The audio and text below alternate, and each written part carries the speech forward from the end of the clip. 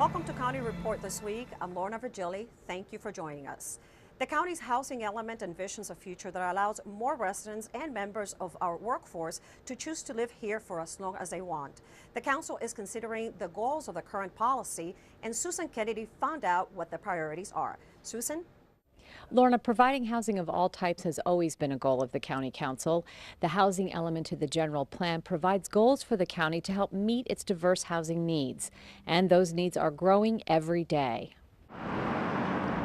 Demographics show the county's population is expected to exceed 1 million by the year 2015. Over the next several years, many existing households will have different housing requirements. Officials say the greatest need will be for seniors, young households, and people with special needs. We're looking at really word crafting at this point. How can we establish a housing policy that reflects the real and current Montgomery County and what we anticipate to occur here over the next 20 years or so. There are three main goals recommended for the housing element: conserving existing neighborhoods and housing stock, creating new housing in mixed-use transit-oriented areas, and closing the housing affordability gap. Councilmember Florine says these are key goals in accommodating the housing needs for the next generation of Montgomery County residents. There's 4% perhaps of the county that has buildable land, new buildable land on it. I think over time we're going to be seeing redevelopment along our transit corridors. That's the expectation, and I think this plan is going to recognize that the future of housing in Montgomery County is not going to be really in established neighborhoods, but where things may change is in our urban areas and along our major corridors. An important item for this council this year. The Planning, Housing, and Economic Development Committee expects to finish up its work on the recommendations by the end of this month. The county executive will review those suggestions for incorporation into the housing policy. I'm Susan Kennedy for County Report This Week. Officials say increased national awareness of cases of hoarding has increased the awareness of hoarding in Montgomery County. Hoarders save large quantities of possessions and have trouble throwing them away. To address this issue, the county has formed a task force designed to help individuals who struggle with hoarding. Councilmember George Leventhal told us what's been done to address this complicated issue. It's important that individuals be aware that this is a condition, that it is something that is common to many people. It is important that code enforcement step in where a house is no longer livable. It is important that the fire marshal be aware if a home is a fire hazard. It is important that the relatives and friends of an individual who may have the condition understand that it is a condition and work with the individual to get treatment. And to some degree, county government can assist with the behavioral health aspects of the problem, but we're really most limited there because state law does not enable the government to force someone to get mental health treatment unless that individual is considered to be an imminent threat to himself or herself or others, and hoarding does not qualify. So mental health is a very, very challenging thing to get at by the government. Duplicating a successful effort to eliminate pollution in the District of Columbia, Montgomery County Executive Ike Leggett announced legislation that would promote the use of reusable shopping bags to help the environment. This is why we're here, for a green Montgomery. To prevent litter and pollution, Executive Ike Leggett has proposed a 5-cent charge on each paper or plastic bag provided by retail establishments in the county. Plastic bags, for example, comprise 33% of the total number of pieces of trash that are in our waste system. Many of those bags end up in the rivers, in the trees, the gutters, in a variety of places where we simply do not want them. It is estimated that a quarter of Montgomery County residents already use reusable bags for their grocery shopping. The charge would generate approximately $1.5 million in the first year that would be directed to the Water Quality Protection Fund. And retailers would receive a 1-cent rebate on each bag to cover administrative costs. This is not something that we're going to do in haste. We will plan to have a very strong educational campaign. We will get the word out. This is not designed to enhance county coffers. It is designed simply to replenish the cost that we will engage in and go into the Water Quality Protection Fund. Local officials are following the lead of the D.C. bag tax, where surveys show a 50% reduction in the use of plastic bags. What we are talking about really is an optional fee, okay? Because it is our hope, as the county executive alluded to, that we are going to change behavior. That's the goal here, to change behavior. In the District of Columbia, the early evidence is it does change behavior. A 50% reduction in the amount of plastic bags that are used, according to the preliminary results from the District of Columbia. The proposed legislation would go before County Council, and if approved, the 5-cent charge for shopping bags would take effect in January 2012. On Tuesday, March 15th, County Executive Ike Leggett will unveil his proposed FY 2012 operational budget. It is expected that the budget will reflect hard choices to close a $300 million budget shortfall caused by the continuing economic downturn. The presentation will take place at noon at the County Executive Building, and it will be seen live on Montgomery County local access stations, including this one. The budget will be presented to County Council for approval. County Council approved legislation to preserve the quality of life in Montgomery County and designed to help protect residential neighborhoods. These laws will go into effect on April 24th, and county residents are encouraged to learn more about the restrictions regarding home-based businesses, parking of heavy commercial and recreational vehicles, off-street parking, and paving of front yards. For instance, when it comes to heavy commercial and recreational vehicles, parking is prohibited on residential streets unless for loading and unloading. To get the facts on how the new laws are enforced, visit montgomerycounty.md.gov/goodneighbors or call 311. When we come back, we will talk with Montgomery County Police regarding an attempted sexual assault. And we will hear from county drivers who have been using the newly opened ICC. Did you know there are more than 10,000 county government phone numbers? Now there is only one number you need to remember for non-emergency calls: 311. MC311 is Montgomery County government's new online and telephone information system. Need information? Have a problem or complaint? Trying to locate a county government facility? Call 311. The call center is open Monday through Friday, 7 a.m. to 5 p.m. The website is available 24 hours a day, 7 days a week. Remember, call 311 to get it done. When it's time for lunch, a sandwich is a quick and easy choice. And with the right ingredients, it can be good and good for you. So I'm here today to see who can build the ultimate sandwich. All right, when the time is up, our judges will give you their scores. Ready, set, go! Okay, Jason starts out with a multi-grain roll. Ooh, Allison stuffing her pita with, yes, spinach, a great source of iron. Jason isn't skipping on the protein, adding plenty of smoked turkey, just like Allison's putting the finishing touches with crispy red bell peppers for a dose of vitamin A. Time! It looks like we have a tie. We'll need to call in our special guest referee.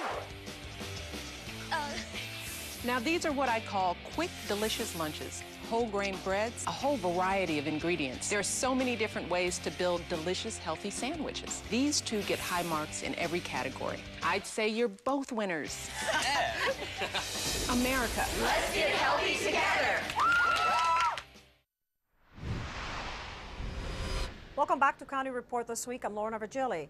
A young female became the victim of an attempted sexual assault in Rockville. She was able to escape, but police are still looking for the suspect. Captain Paul Starks is here with an update on this case. Captain Starks? Lorna, on Monday, March 7th, at about 10 after 7 in the evening, police from Montgomery County, Rockville City, and Park responded to the area of Veers Mill Road just south of Twinbrook Parkway for a report of an assault that occurred earlier.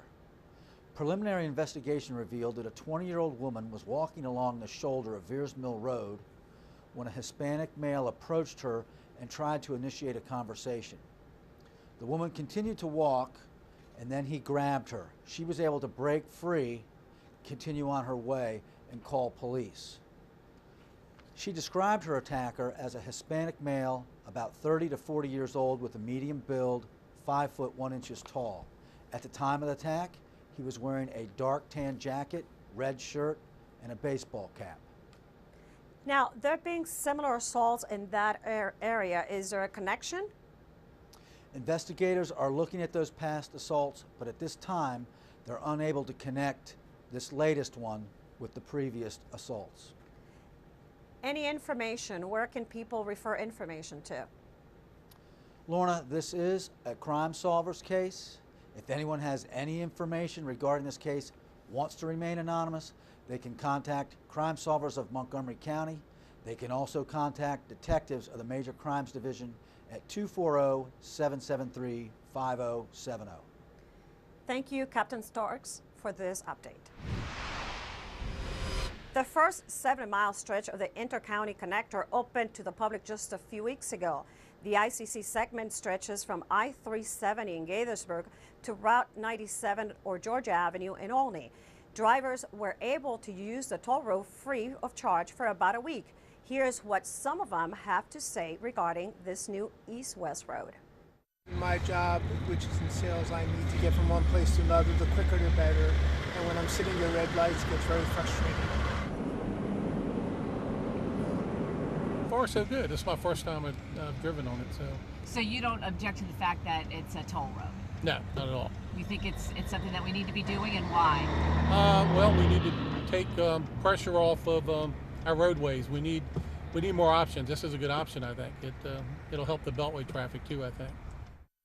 The 18.8-mile toll road will be completed in about a year, and it will reach I-95 in Prince George's County.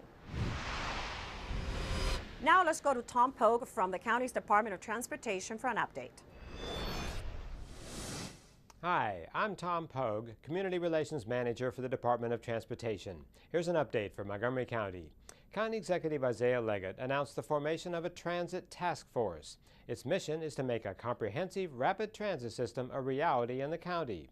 The task force will advocate for a system that is consistent with state transportation objectives and complements regional transit operations. The task force is a public-private partnership with 23 appointed and ex officio members. It is chaired by Mark Winston, a lawyer in private practice. The group includes County Council member Mark Elridge, who has championed the bus rapid transit network for the county, and Council Vice President Roger Berliner, who chairs the Council's Transportation, Infrastructure, Energy, and Environment Committee. Mr. Leggett stated that residents and employees will greatly benefit from a comprehensive rapid transit system. It will improve our quality of life, stimulate economic development, improve air quality, reduce greenhouse gases, and lower energy consumption. You can learn more about our Transit Task Force on our website at montgomerycountymd.gov. We're working to keep you moving. Still to come on County Report this week, Montgomery College will have a bioscience building, and we'll take you to the groundbreaking event. And we will tell you about an opportunity for businesses to showcase their products and services.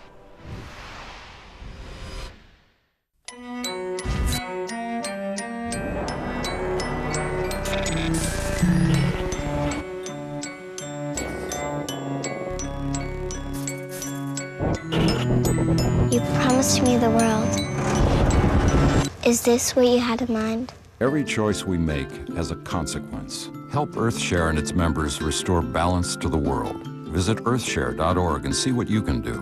EarthShare, one environment, one simple way to care for it. I'm home, and I love it. I'm home where I belong. I'm home, and I love it. I'm home where I belong. It's always nice to come home. But these days, many Americans are at risk of foreclosure and losing their homes. Making Home Affordable is a free program from the U.S. government that has already helped over 1 million struggling homeowners like these. And we want to help you. I'm home, and I love it. I'm home. Find out now what your options are. Go to makinghomeaffordable.gov or call 1-888-995-HOPE. The sooner you act, the better chance we can help you. I'm home where I belong.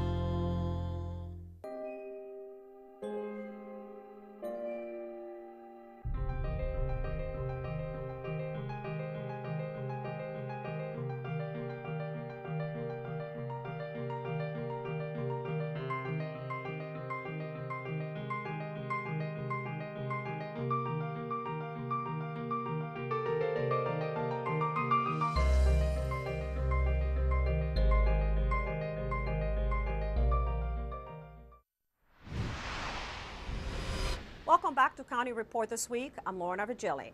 Montgomery County Department of Economic Development will be one of the exhibitors at the upcoming 2011 Business Expo organized by the Greater Washington Hispanic Chamber of Commerce. The event attracts more than 500 attendees, and the vast majority are local business owners. This year, close to 80 exhibitors will be showcasing their businesses. The Business Expo brings together federal and local government agencies, business leaders, decision makers from different industries, embassies, and prime contractors to help small businesses find new clients. We are the Greater Washington Hispanic Chamber of Commerce, and our main target is the Hispanic community, but we're offering these to everybody. Basically what we're doing is that we're targeting individual large companies to match with small businesses, and as part of the Business Expo we're going to have a matchmaking session. So if anybody's interested, they can register either as a supplier or as a buyer. And also as part of the expo, we're going to have 80 exhibitors. The Business Expo will take place on March 16th at the Walter E. Washington Convention Center. Admission is free to the public. If interested, you may register online or call 202-728-0352. Each year, the City of Rockville and Ready celebrates business community during a special Business Appreciation Week to highlight the importance of the business community to Rockville's health and prosperity. Ready staff and board members, Rockville mayor and council members, city staff, and Chamber of Commerce leaders will spend a week visiting approximately 50 diverse Rockville companies to thank them for choosing Rockville as their place of business. Well, let's agree. This is all about jobs. This is all about our tax base. This is all about economic opportunity, and this is all about the future. And we need to grow this county. We need to grow the city if we're going to pay our bills and really create a vibrant economy and a great place to live, which we're working on. And we're partway there, I think, but we certainly in these fiscal times, we need to recognize who's paying the bills. It's these businesses, and they need to be celebrated, and I'm glad we've been able to make an impression today.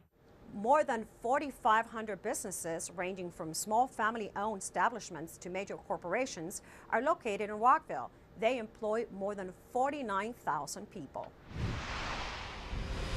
Montgomery College will soon begin construction on a new bioscience building on the Germantown campus. Recently, they celebrated with a virtual groundbreaking ceremony. Take a look.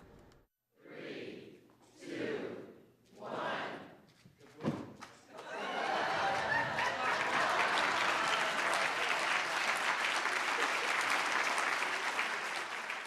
Montgomery College celebrated the virtual groundbreaking of the Bioscience Education Center, which will be located on the Germantown campus. The new building will have science classrooms, laboratories, and a greenhouse. Courses offered will include the normal science disciplines, as well as use of a robotic suite for cell cultures and protein purification. A lab that will be modeled after a commercial lab to support student learning of real-world techniques. With the Bioscience Education Center, the Science and Technology Park, and the Innovation Center, Montgomery College will provide students with hands-on educational experiences and our community with an influx of new jobs. Plus, it will allow for the expansion of our academic programs to meet the rigorous demands of the new economy, science, and healthcare industries. The center is expecting to receive LEED Gold certification for its sustainable features, which include solar photovoltaic panels, a green roof system, wind turbines, high-efficiency building systems, and water-saving plumbing fixtures. About 4,000 jobs now in Maryland that have been created because of the market demand of LEED certified buildings. Developers are figuring out that they can get a higher rent when they have buildings that actually do a better job of reducing electric costs, reducing the impact on the environment, reducing the impact of the stormwater runoff and the like. So that's why even in the toughest of times, together, your state, you have invested a little over $33 million to make this center possible. This week's Pet of the Week highlights Typhoon Fred, a large coonhound with lots of energy. Here's Kathy Stanhope with more. Hi, this is Kathy Stanhope at the Montgomery County Humane Society with your Pet of the Week. And I am here with Typhoon Fred. Is that not a silly name for a magnificent dog? Yes, it is.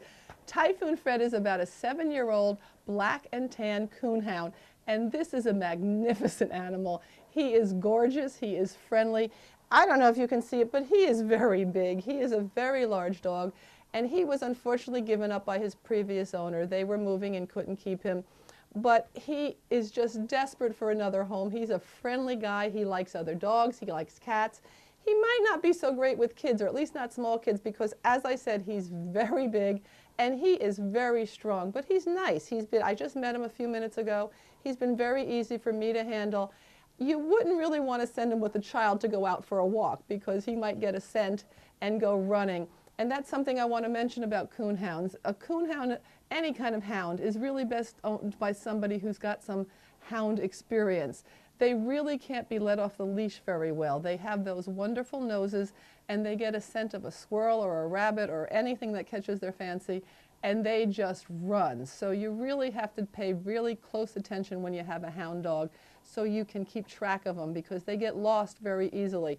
And we wouldn't want that to happen to you, would we? No. But Typhoon Fred would love to go home with you. He is a great dog. Come down to the Montgomery County Humane Society and meet Fred and another dog just like him. He's a great guy. Visit us on the web at mchumane.org or give us a call at 240-773-5967 and come and meet Fred or another dog just like him, and you might go home with your new very best friend.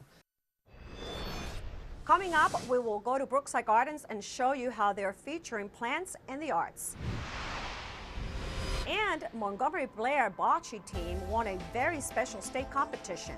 County Report will be right back. I understand you need a little help with your mortgage. Want to avoid foreclosure. Candy? Well, you know, you're in luck. We're experts in this sort of thing. Mortgage, rigmarole, whatnot. Why don't we get a contract? Who wants a contract? Here you go, Pete. Thanks, Betty. Write a toner. If you're facing foreclosure, talk to the right people. Speak with HUD-approved housing counselors free of charge at 888-995-HOPE.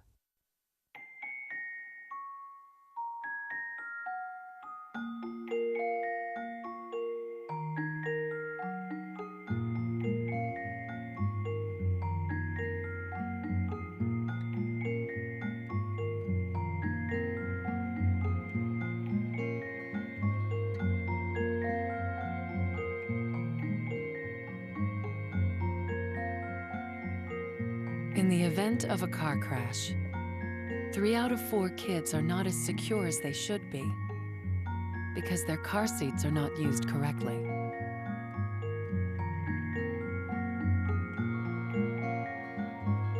But the latch system makes it easier to get it right and to hold your kids tight. Anchor, tether, latch. Learn more at safercar.gov. The #1 thing you can do to prevent catching and spreading the flu is to wash your hands. Use soap and warm water to work up a good lather. Make sure you wash your hands for at least 20 seconds, or as long as it takes to sing the ABCs twice. Also be mindful of hygiene in your workspace. Health officials suggest using hand sanitizer. Wiping down surfaces like your phone and keyboard with antibacterial cleaner like this.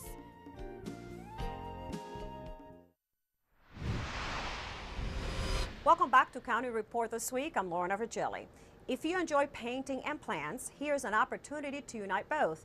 Brookside Gardens is offering a botanical art exhibit and classes for those interested in learning painting techniques. Here are the details from our friends at Brookside. Hi, I'm Mark Richardson. I'm the Adult Programs Manager here at Brookside Gardens. This month we're featuring an art exhibit by the Botanical Art Society of the National Capital Region. Brookside has an incredible School of Botanical Art and Illustration. Take a look at this detail for a second in this Indian corn. This is by one of our instructors, Lee Desmura, and you just can't get over the amount of detail that goes into each individual kernel on that ear of corn.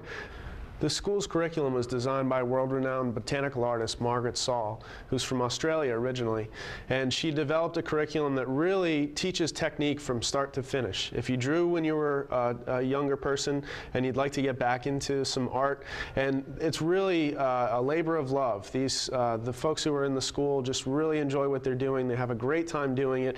So a lot of techniques for seasoned artists and a lot of beginner courses for people who are really just starting out. Most of the classes are held in Bethesda at Macrillis Gardens, which is one of our sister gardens. It's operated by Brookside. And really small class size, usually about 8 to 10 people in each class, a dedicated core group of instructors, and just a fabulous curriculum. So look for us online at parkpass.org or at brooksidegardens.org for more information about the school. The Montgomery Blair Bocce team won the state's first ever high school unified bocce invitational on March 3rd.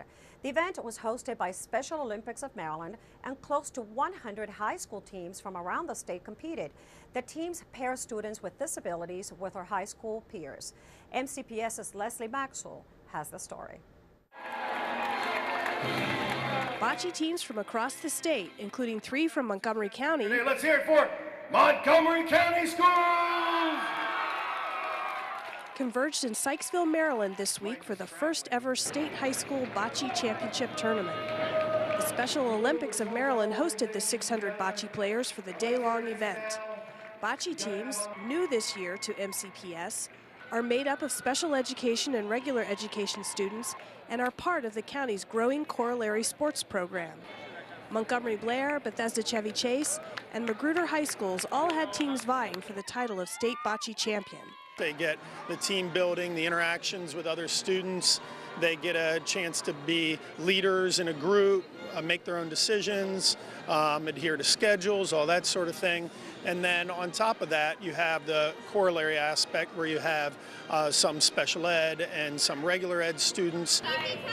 Most of the students who joined the bocce teams at MCPS had little to no experience with the sport that comes from Italy. And for many of them, it was their first experience playing a school-based team sport. And so it's nice to be in a place where it's not about the competition and it's about working together. And especially when we play other teams and we don't know the other people, but everyone's cheering for each other. The whole stadium cheers no matter who gets the good shot. For Bethesda Chevy Chase student Izzy Kessler, being on the team is an important part of her high school experience. It's a great experience for me. I enjoy making new friends, and I definitely want to think about doing it for next year. And as the MCPS bocce players and their competitors made clear, what appears to be a quiet, laid-back sporting event sparks a competitive spirit that rivals any other sport.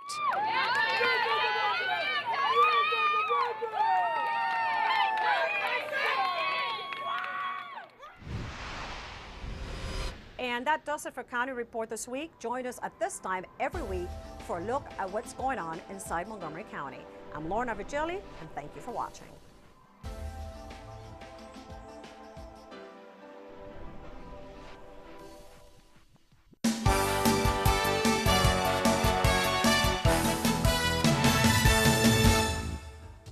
If you're a legal permanent resident of the United States and need help preparing for the citizenship test and interview, then you should definitely look into the free preparation classes offered by MC. Come to an information session and find out all about this free program.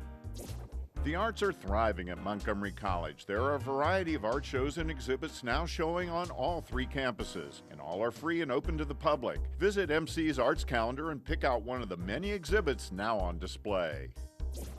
Congratulations to the MC Rockville men's basketball team for winning the Region 20 championship 71-62 over CCAC Allegheny. Knights forward Enos Watley was named tournament MVP, and Watley and MC forward Bobby Bosles were also selected first team all-tournament. For more information about the endless possibilities at your community college, visit our website.